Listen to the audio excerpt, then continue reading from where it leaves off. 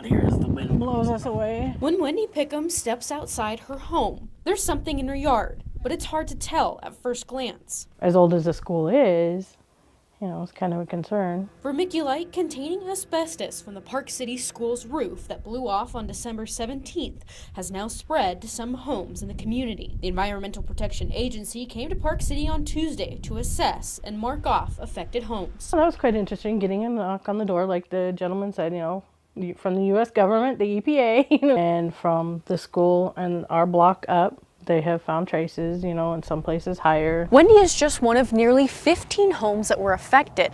Yards and even the playground gravel at the school will have to be dug up, but it's left some frustrated with just how long it's taken for action to be done. It was a tough pill to swallow to see it laying on the ground and not being able to get it. Contractor Brian Meyer and his team was tasked with the abatement of the school's property, but it didn't take long to realize there was a larger issue. Basically, it was the directive of the insurance to just focus on school property, and there was no determination on responsibility of cleaning up the street. Meyer is arguing the county and state should have stepped in sooner and worries about the safety of the community. Now the question is, who's paying for all of this? Who's paying? Who's responsible?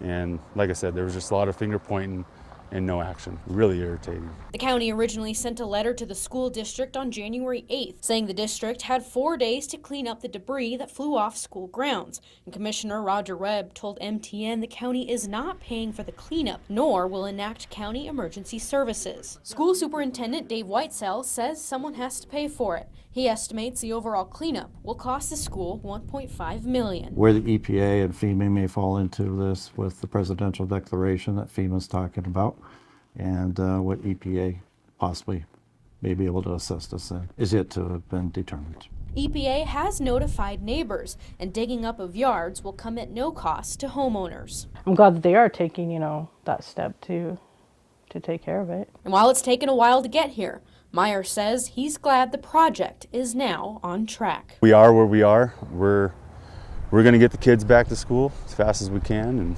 go down the road from there. In Park City, Isabel Sparts, MTN News.